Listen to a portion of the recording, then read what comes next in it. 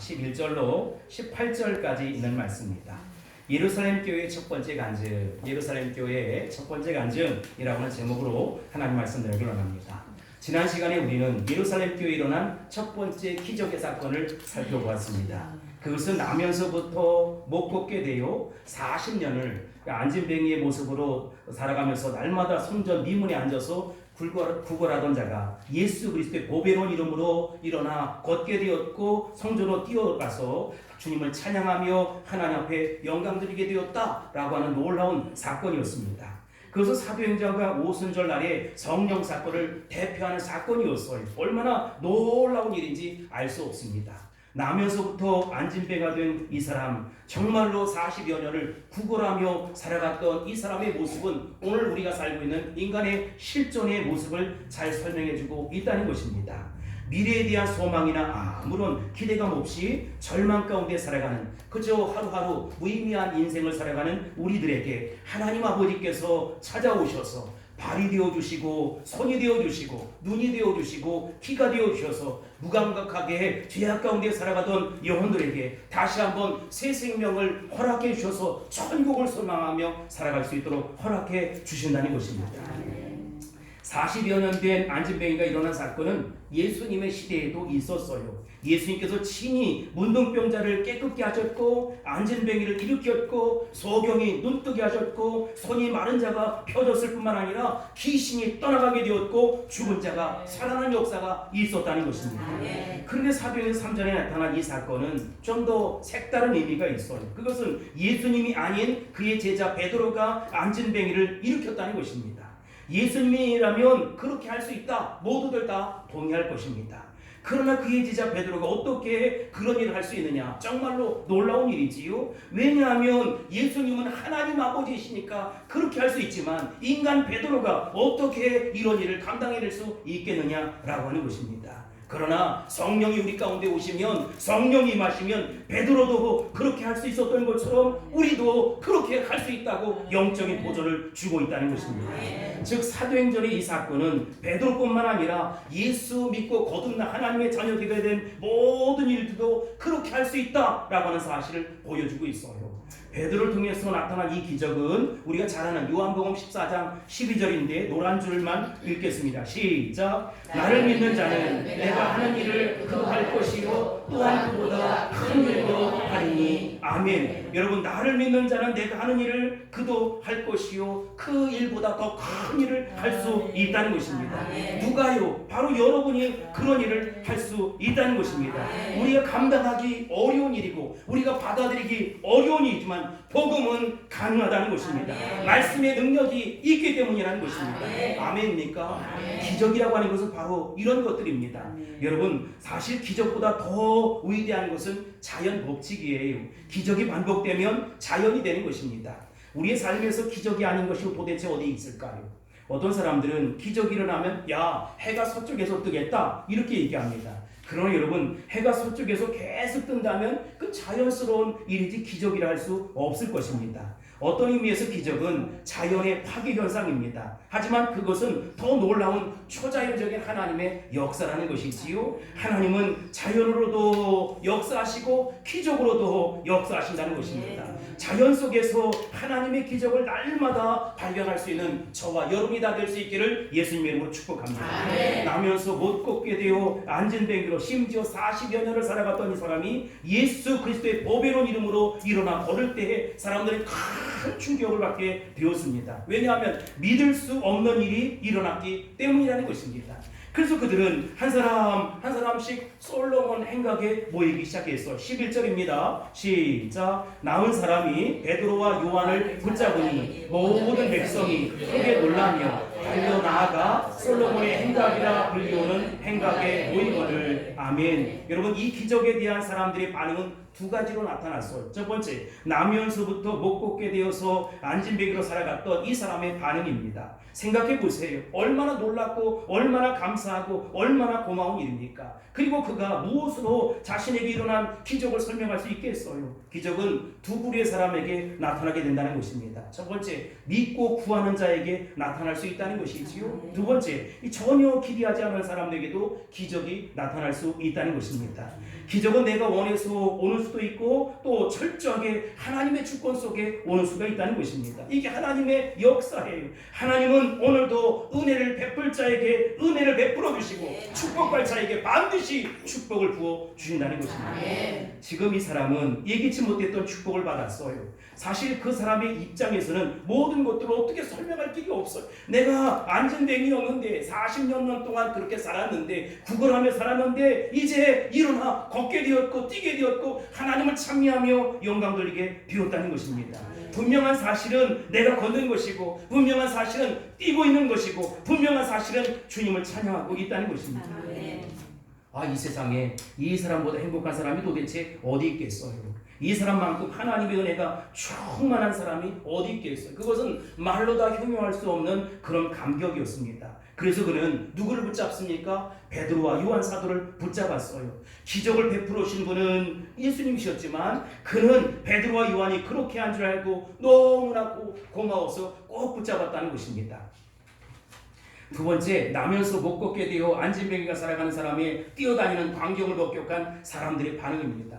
사람들은 도대체 믿을 수가 없었어요. 있을 수 없는 일이 일어났거든요. 그들은 이 사실을 그런데 부인할 수가 없잖아요. 그렇습니다. 하나님의 기적은 세상 사람들에게 충격을 준다는 것입니다. 적어도 예수 믿는 사람은 주위 사람들에게 충격을 준다는 것이지요. 최소한 자기 가족에게 도전과 충격을 줄 수 있어야 된다는 것입니다.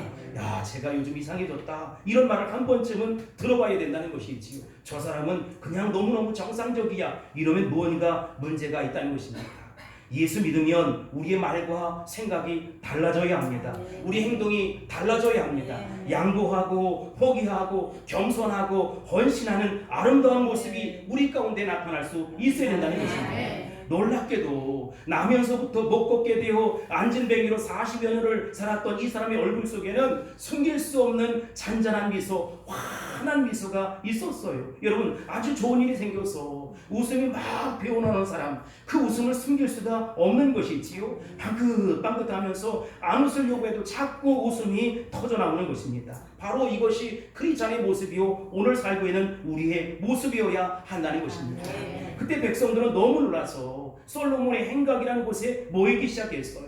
그들의 문제가 무엇입니까? 나면서부터 못 걷게 되어 안진뱅이로 40년 동안 살아왔던 모습과 똑같은 문제라는 것이지요. 그들은 기적도 보고 놀라운 사건도 만났지만 도대체 이 기적의 출처가 어디에서 흘러나왔느냐, 이것을 모르고 있었다는 것이지요. 그래서 모르니까 누구를 주목합니까? 베드로와 요한 사도를 주목했던 것입니다. 12절입니다. 시작. 베드로가 이것을 보고 백성에게 말하되 이스라엘 사람들아, 이 일을 왜 놀랍게 여기느냐? 우리 개인의 권능과 경건으로 이스라엘을 걷게 하는 것처럼 왜 우리를 주목하느냐? 아멘. 여러분, 베드로와 요한 사도의 위대함이 바로 여기 있는 것이지요. 사람들의 모든 시선이 자신에게 집중되자 베드로와 요한 사도는 능력이 자신에게 있지 않았음을 이야기하는 것이지요. 출처가 나가 아니라는 것이 착각이라는 것입니다.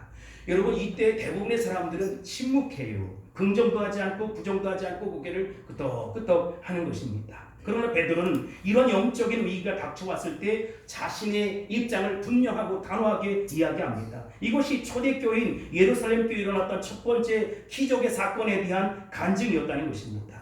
베드로는 본문 12절에서 두 가지 점을 분명히 밝히고 있어요. 첫 번째, 어찌해서 하나님 보여주신 기적에 대해서 놀라고만 있느냐는 것입니다.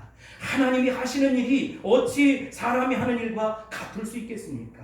하나님이 하시는 일에는 반드시 기적이 일어나게 되어 있다는 것입니다. 거기에는 흥분이 있고 능력이 있고 초자연적인 역사가 일어나게 된다는 것입니다. 정말 여러분이 하나님 믿는다면 여러분의 생애 속에도 반드시 기적이 상식처럼 나타날 수 있다는 사실을 확신할 수 있게 되길 바랍니다. 기적이 상식처럼 나타날지어다. 그러나 여러분이 아무리 예수를 믿는다고 말하지만 여러분 안에 진실한 믿음이 없다면 여러분의 생애 속에 아무 일도 일어나지 않을 거예요. 여러분, 우리가 열심히 땀 흘려 일하면 호미로 일하는 것이지요. 근데 하나님 의지하고 나가면 포크레인으로 일하는 것입니다.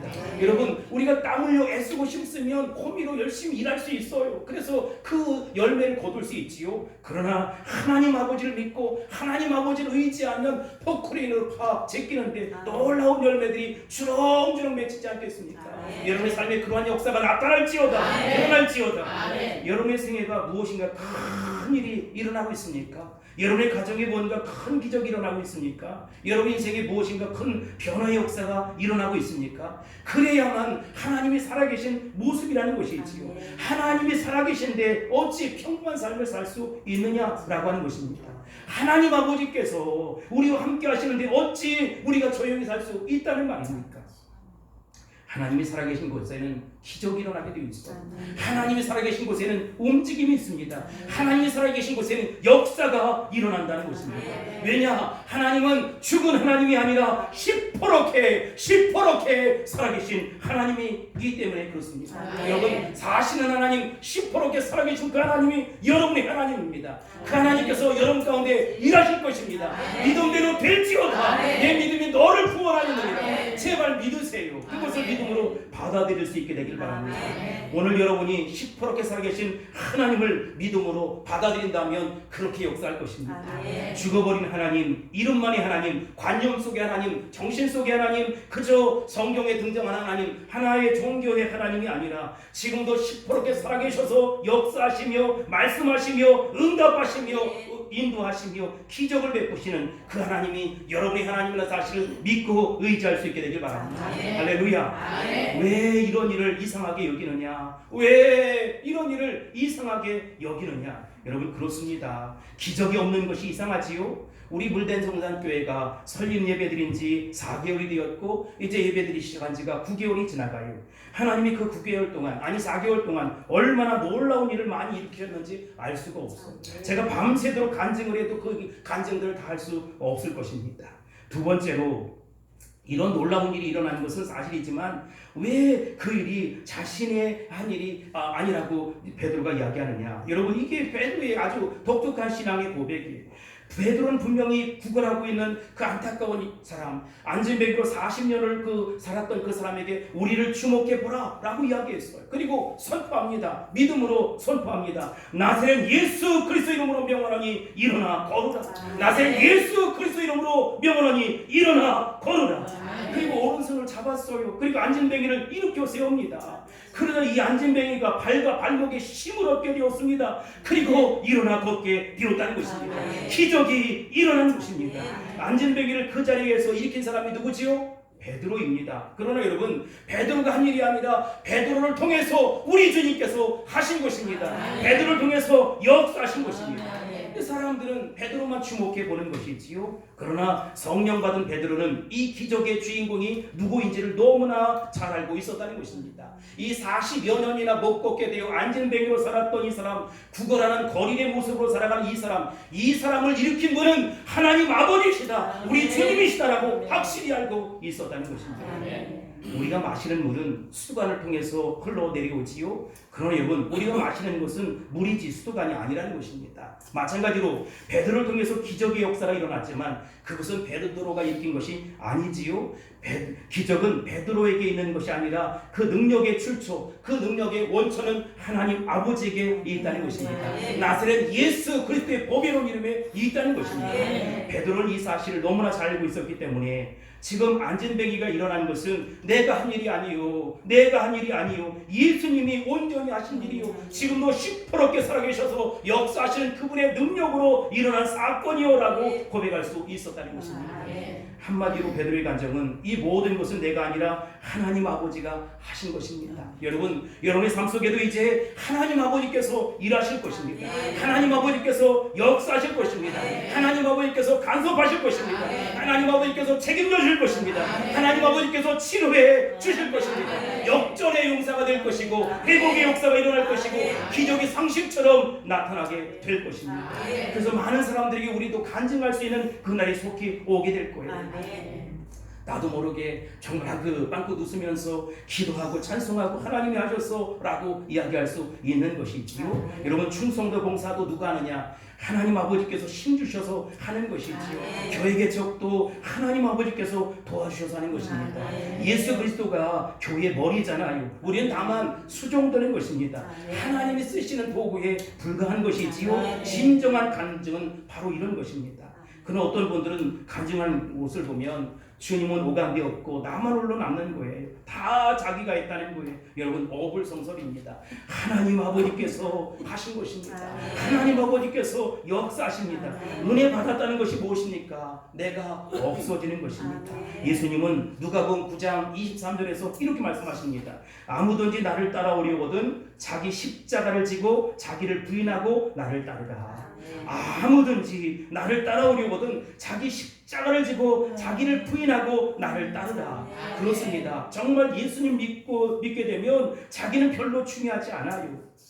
가만히 생각해 보면 바울 사도가 말한 것처럼 나는 팔싹둥이 같은 것이지요, 죄인 중에 괴수란 말이지요, 그 생각이 자꾸 나타나는 거예요. 여러분 기적이 나타났으면 이것은 내가 한 것이 아니다, 내가 한 것이 아니다, 하나님이 한 것이다. 여러분 그러한 역사가 여러분 가운데 줄줄이 사탕으로 계속 나타날 거예요. 이와 같은 은혜가 있을지요. 여러분 하나님이 하셨다고 말할 때는 은혜가 있습니다. 기쁨이 있습니다. 나도 모르는 감격이 있습니다. 그렇지만 내가 했다고 말할 때는 굉장히 섭섭해요. 일반적으로 교회는 섭섭이들이 많이 모였다고 그래요. 섭섭. 그래서 섭섭함을 달래주는 것이 목회다. 어떤 누군가 그렇게 얘기하는 것이지요. 왜 섭섭합니까? 내가 있기 때문에 섭섭한 거예요.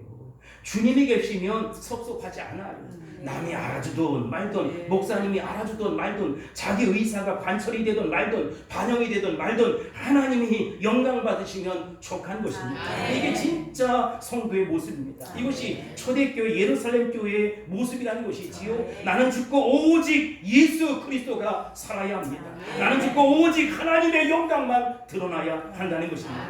아멘이신가요? 이 베드로의 두 번째 간증이 뭐냐? 참된 기적은 개인의 능력이나 경건에서 비롯되지 않는다라고 하는 것입니다.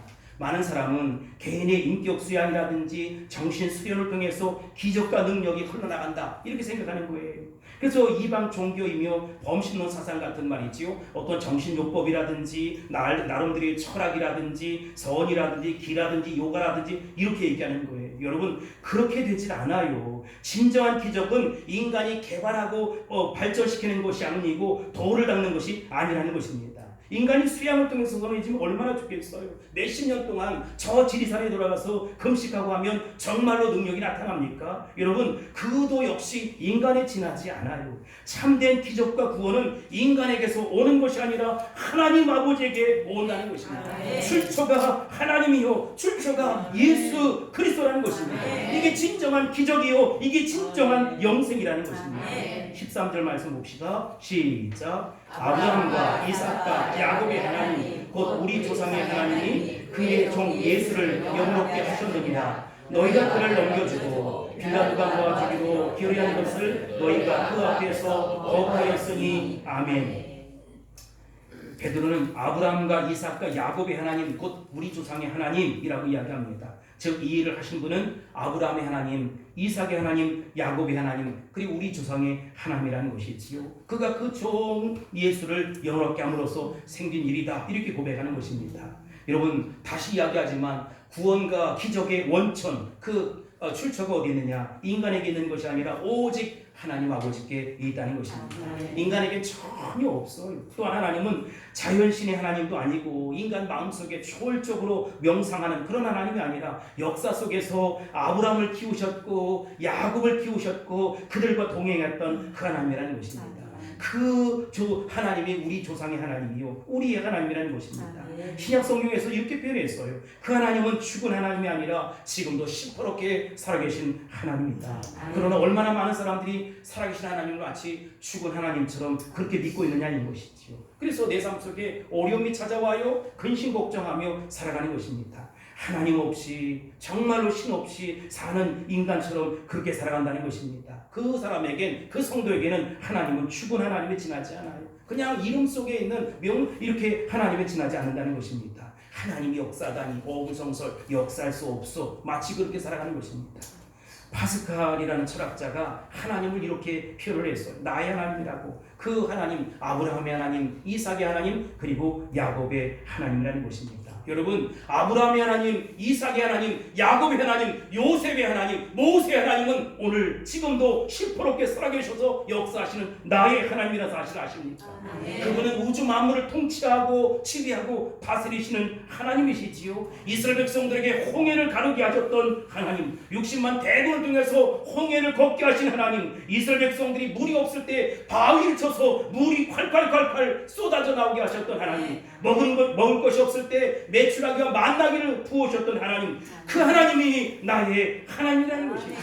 이방 민족 가운데 죽음의 위기 속에 있을 때 전쟁을 일으켰던 하나님, 전쟁을 정지했던 하나님, 불을 내려 응답하게 하셨던 그 하나님, 신약에 넘어와서도 마찬가지예요. 직접 나타나지 않고 예수 그리스도 통해서 우리 가운데 오셔서 갖가지 기사와 능력을 베풀었던 그 하나님, 그 하나님은 오늘 나에게도 오셔서 역사하신다는 것입니다. 여기 13절 상반절에 보면 베드로가 아브라함과 이삭과 야곱의 하나님, 곧 우리 조상의 하나님이 그의 종 예수를 영원롭게 하셨느니라, 이렇게 이야기하고 있습니다.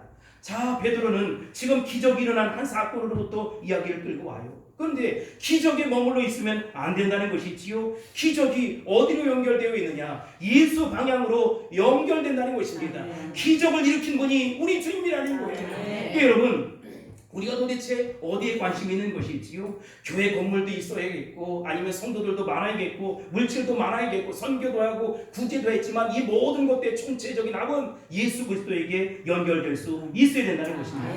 여러분, 우리의 기적을 통해서 하나님 필요한 것입니까? 아니면 정말로 하나님 당신이 좋아요라고 고백하는 것입니까? 내 병 낫기를 위해서 하나님 필요한 것입니까? 내 사업이 잘 되기 위해서 하나님 필요한 것입니까? 내 자녀들의 미래와 장래가 열려지고 펼쳐지기 위해서 하나님이 필요한 것입니까? 그렇지 않아요. 우리가 하나님의 영광을 위해 존재하는 것입니다. 내가 하나님 영광에 살면 그분이 나를 통해 찬양을 받아주시고, 모든 육체의 질병도 고쳐주시고, 사업의 문제도 회복되게 만드시고, 얽히고 설킨 문제도 풀어주시고, 인간 간의 어떤 갈등도 해결해 주신다는 것입니다. 그래서 그분은 나의 영광이 되고, 나의 노래가 되고, 나의 찬양이 되고, 그분을 위해서 내가 존재하는 것입니다. 이제 베드로는 성전 미문에 앉아서 굳건하던 안전병이를 일으켜 세우신 예수 그리스도에 관해서 이야기하기 시작해요. 우리 여기서 베드로가 말하는 이 간증의 핵심을 좀 알아야 돼. 키포인트가 뭐냐? 베드로는 첫째, 내가 한 것이 아니라 누가 하셨다? 하나님이 하셨다. 이렇게 간증하는 거예요. 이게 중요한 주제예요. 여러분, 또 하나의 주제는 그것을 하신 분은 예수 그리스도라는 것입니다. 예수 그리스도 도대체 어떤 분이냐? 그는 이제 예수 그리스도에 대해서 집중적으로 설명하기 시작합니다. 13절에 보면 너희가 그를 넘겨주고 빌라도가 놓아주기로 결의한 것을 너희가 그 앞에서 거부하였으니 기적을 베풀어 주신 분이 예수 그리스도인데 예수 그리스도 그분을 그들이 죽여버렸다는 것입니다. 우리가 예수님의 이름을 찬양하며 예수 그리스도를 믿으며 변화되지 않는 이유가 뭐냐? 예수 그리스도를 내가 죽였다라고 생각하지 않는 거예요. 여러분, 오늘 본문에서 메시지의 초점 어디에 있느냐? 예수 그리스도를 내가 죽였다는 것입니다.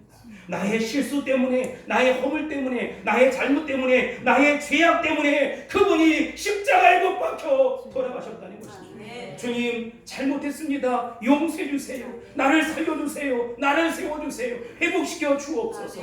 나의 실수, 나의 허물, 나의 잘못, 나의 죄악 때문에 당신이 십자가에 못 박혀 돌아가셨습니다. 그래서 내가 그것이 큰 부담으로 다가와야 돼. 큰 충격이 돼야 돼. 지금 베드로는 예수 그리스도를 단순히 소개하는 것에 그치지 않고 그를 바로 너희가 죽였다. 그를 바로 너희가 죽였다고 이야기하는 것입니다. 여러분, 이야기를 들으면 얼마나 불편해요. 그러나 우리는 그 소리를 들어야 합니다. 왜냐하면 그때 비로소 우리에게 구원이 임하는 것입니다. 그때 비로소 하나님과 나 사이의 관계가 예수 그리스도를 통해서 연결되는 것입니다. 또다시 베드로가 예수님을 독특하게 해석하고 소개하고 있습니다. 15절입니다. 시작. 생명의 주를 죽였도다. 그러나 하나님이 죽은 자 가운데서 그를 살리셨으니 우리가 이에 증인이라. 아멘. 지금 너희가 예수를 죽였지만 그는 무덤에 갇힌 분이 아니라 사망 권세를 깨뜨리시고 죽음을 이기시고 다시 살아나셨다는 것입니다. 부활하셨다는 것입니다. 너희가 예수를 죽였지만 하나님 아버지께서 시퍼렇게 살아계신 하나님 아버지께서 그분을 다시 살리셨고 이 일에 우리가 목격자가 된다는 것입니다. 내가 증인이 된다는 것입니다. 내가 생명을 내놓고 이것을 분명하게 선포할 수 있어야 된다는 것이지요. 그분이 누구냐? 바로 예수 그리스도라는 것입니다. 이렇게 베드로는 예수님을 소개하고 있어요. 얼마나 분명하고 확실하게 이야기하는지 알 수 없어. 16절입니다. 시작. 그 이름을 믿음으로 그 이름이 너희가 보고 아는 이 사람을 성하게 하였나니 예수로 말미암아 난 믿음이 너의 모든 사람 앞에서 이같이 완전히 낫게 하였느니라. 아멘. 계속해서 베드로는 예수 그분이 살아나셔서 지금 그들이 충격을 받은 이 사건을 이야기하고 있는 거예요. 나면서부터 못 걷게 되어 40년 동안 평생 안진뱅이로 살아가며 성전에서 구걸하던 이 사람을 일으켜 세운 분이 누구냐? 예수님이다. 이렇게 베드로는 결론을 내립니다. 기적은 어떻게 일어납니까? 예수 그리스도의 보배로운 이름을 통해서, 예수 그리스도의 보배로운 믿음을 통해서 우리 가운데 초자연적으로 나타난다는 것입니다. 여러분, 내 삶 속에도 얽히고 설킨 문제가 많이 있어요. 그분의 도우심이 없이는 살 수 없는 것이지요. 그런데 여러분, 그분은 사망 권세를 깨뜨리시고 죽음을 이기시고 다시 살아나셨어요. 우리의 문제도 마찬가지입니다. 부활의 능력이 나타나게 될 것입니다. 구원의 능력이 나타나게 될 것입니다. 새 생명의 역사가 나타나게 될 것입니다. 바울 사도는 그 이름을 위해서 선교사가 되었던 것처럼 우리도 그 이름을 위해서 살아야 합니다. 내 얽히고 설킨 문제가 해결될지어다. 그분의 이름으로. 나의 정말로 고통스러운 이 사업의 문제도 그분의 이름으로 일어설지어다. 확장될지어다. 지경이 넓혀질지어다. 날마다 골골하고 살아가요. 육신의 연약감 속에 살아가요. 그 이름 때문에, 그분의 능력 때문에 우리는 살게 될 것입니다. 하나님 영광을 위해 살아가게 될 것입니다. 하나님 영광을 위해 장수하는 목을 들이며 살아가게 될 것입니다. 그 이름을 전파하기 위해서 모든 학문을 버렸던 바울사도 기억합니까? 그는 모든 것을 다 배설물로 여겼어요. 왜냐하면 그 이름에 가치가 있거든요. 여러분, 예수 이름에 능력이 있습니다. 예수 이름에 생명이 있습니다. 예수 이름에 구원이 있습니다. 예수 이름은 우리의 모든 것의 모든 것입니다. 그 예수님의 보배로운 능력이, 그 놀라운 이름이 우리 가운데 오셔서 마음껏 역사해질 것입니다. 그렇다면 그 이름이 뭐냐? 모든 이름이 뛰어난 이름이다, 이렇게 표현을 했어요. 그래서 빌립보서 2장에 보면 하늘과 땅과 땅 아래에 있는 자들로 어떻게 합니까? 모든 이 무릎을 꿇게 하시는 거예요. 누구에게? 예수 그리스도에게. 그분은 찬양받아 마땅한 분이고, 그분은 경배받아 마땅한 분이고, 그분은 높임받아 마땅한 분이라는 것입니다. 그래서 여러분, 누구의 이름으로 기도해야 된다? 예수 그리스도. 귀신을 쫓을 때도 예수 그리스도. 이 질병을 쫓을 때도 예수 그리스도. 어둠의 세력을 쫓을 때도 예수 그리스도. 흑암의 권세를 내쫓을 때도 예수 그리스도. 나중에 예수 그리스도 이름으로 명하노니 일어나 걸으라. 병마야 떠나갈지어다. 어둠의 세력아 물러갈지어다. 흑암의 권세는 사라질지어다. 내 문제의 아픔은 사라질지어다. 사라질지어다. 해결될지어다. 노인받을지어다. 떠나갈지어다. 예수 이름은 여러분에게 구원입니다. 예수 이름은 여러분에게 생명입니다. 예수 이름은 여러분들에게 영광입니다. 예수 이름은 오늘도 안진뱅이 40년이나 안진뱅이로 살았던 그 사람을 일으켰던 것처럼 우리 안에 도저히 안 돼, 이건 안 돼, 이건 안 될 걸이라고 생각하면 그것도 안 되다니요. 여러분, 주님의 이름이면 가능합니다. 주의 권세로 가능합니다. 주님의 능력으로 가능합니다. 주님의 구원으로 가능한 것입니다. 믿음이 뭐냐? 성경 히브리서 11장 1절에 보면 믿음은 바라는 것들이 실상이요 보이지 않는 것들이 증거니라고 말씀하고 있어요. 우리 모두가 다 이런 믿음을 가질 수 있게 되길 바랍니다. 마가복음 9장 23절에서 예수님이 이렇게 말씀하고 있어요.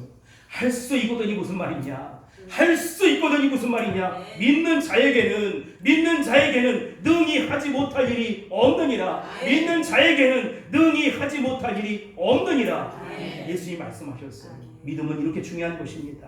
믿음 자체가 곧 구원은 아니지요. 그러나 오직 예수 그리스도만이 우리의 구원이고 예수 그리스도만이 우리의 생명입니다. 여러분, 믿음을 가지세요. 세상 사람들은 배짱을 갖기도 하고 나름 어렵고 힘들 때 내공을 발휘하기도 하지만 우리는 믿음을 발휘해야 한다는 것입니다. 믿음의 저력이 나타나야 된다는 것입니다. 진정한 믿음은 예수님으로부터 난 믿음이 있지요. 여러분, 예수님의 이름이 기적을 일으킬 거니까 기대하세요. 여러분의 삶 속에 기적이 막 일어날 것입니다.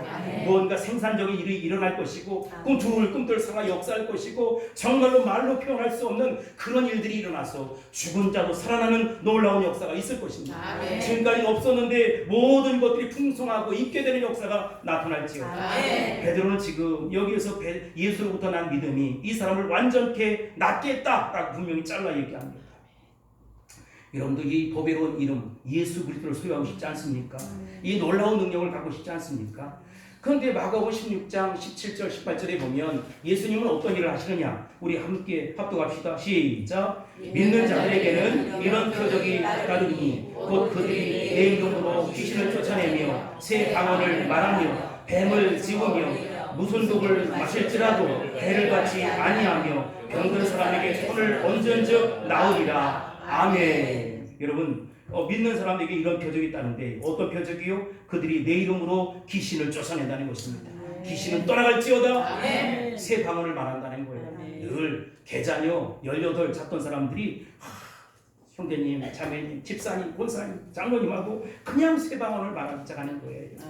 뱀을 집어 올리는 것입니다. 무슨 독을 마실지라도 막 오늘도 그냥 예배당 나오는데 남편이 막 이렇게 하잖아요. 막 독을 마셔서 괴로워 죽겠어. 이리 돼도 난 괜찮아. 예수님 계셔서 괜찮아. 예수님 물러갈처럼 이렇게 됩니다. 여러분이 나가서 귀신을 쫓아내는 역사가 있다는 것이죠. 여러분 이 능력을 소유할 수 있게 되길 바랍니다. 진정한 믿음이란 내가 만드는 믿음이 아니에요. 내가 이 희생해서 하는 믿음이 아니라 예수로부터 흘러나온 믿음이라는 것입니다. 베드로의 간증은 4가지 모습으로 요약할 수 있는 첫 번째, 하나님은 기적을 일으키는 분이다. 여러분 그 기적이 여러분에게도 나타날 수 있게 되길 바랍니다. 그 기적이 여러분의 삶 속에도 나타날 수 있게 되길 바랍니다. 그 기적이 여러분의 사업 속에도 나타날 수 있게 되길 바랍니다. 하나님은 언제나 내 삶 속에 오셔서 새 일을 행하십니다. 새 기적을 베풀어 주십니다. 하나님의 능력에는 제한이 없습니다. 하나님은 안진뱅이도 일으키시고 여러분이 도저히 안 되는 그 상황도 바꾸어 역전시켜 놓을 것입니다. 지금 역사가 일어날 것입니다. 두 번째, 내가 죽인 예수라는 사실을 기억하라는 거예요. 여러분 다른 분이 아니야. 나의 삶 속에 여러분 내 삶 속에 그분이 오셔야 하는 것이지요. 이럴 때 진정으로 거듭나는 역사가 있고 구원의 축복이 나타나게 되는 것입니다. 여러분 삶 속에도 구원의 역사가 나타날지어다. 축복의 역사가 드러날지어다. 세 번째, 예수님이 부활하셨다는 거예요. 예수님 아나스타시스 다시 부활하다, 다시 살아나다. 여러분 예수님만 살아나는 것이 아니라 우리의 가능성을 보여준 거예요. 우리가 다 죽어 있어. 도저히 안 돼. 이건 안 돼. 정말 안 돼. 하나님 나 어떻게 해요? 살려주세요. 도와주세요. 보호해주세요. 여러분 다시 살아납니다. 주님의 능력으로 다시 살아납니다. 사망 권세를 깨뜨리고 다시 살아납니다. 죽음을 이기고 다시 살아납니다. 하나님은 지금도 시퍼렇게 살아계셔서 여러분의 삶 속에 오셔 역사해 준다는 것입니다. 마지막으로 여러분들이 그 일에 증인되어야 한다는 것이지요. 내가 이 일의 증인이다. 나는 그리스도의 증인이다 라고 베드로가 밝히고 있는 것이지요. 17절 18절 말씀 읽고 마치겠습니다. 시작. 형제들아 너희가 알지 못하여서 그리하였으며 너희 관리들도 그리한 줄 아노라. 그러나 하나님이 모든 선지자의 입을 통하여 자기의 그리스도께서 고난받으실 일을 미리 알게 하신 것을 이와 같이 이루셨느니라. 아멘. 지금까지 우리는 예루살렘 교회 첫 번째 기적이 일어난 사건을 보았어요. 안진뱅이가 일어났어요. 40여 년이나 된 안진뱅이가 일어났어요. 이제는 그 기적을 우리가 체험할 차례입니다. 안진뱅이만 일어난 것이 아니라 안진뱅이와 같은 영적인 안진뱅이와 같은 삶을 살아가는 방불한 삶을 살아가는 우리에게 기적이 일어나야 합니다. 기적이 상식되어야 합니다. 기적의 놀라운 역사가 나타날지어다. 드러날지어다. 나타날지어다. 기도하겠습니다. 고마우신 아버지 하나님 감사합니다. 예루살렘 교회에 일어났던 기적이 내 삶 속에 상식처럼 나타나게 도와주시기를 소원하며 기도합니다. 주여 내 삶에 부활의 능력이 필요합니다. 주님의 능력이 필요합니다. 오셔서 마음껏 역사해 주옵소서. 그래서 하나님 앞에만 영광되게 축복하옵소서. 예수님의 이름으로 기도합니다. 아멘.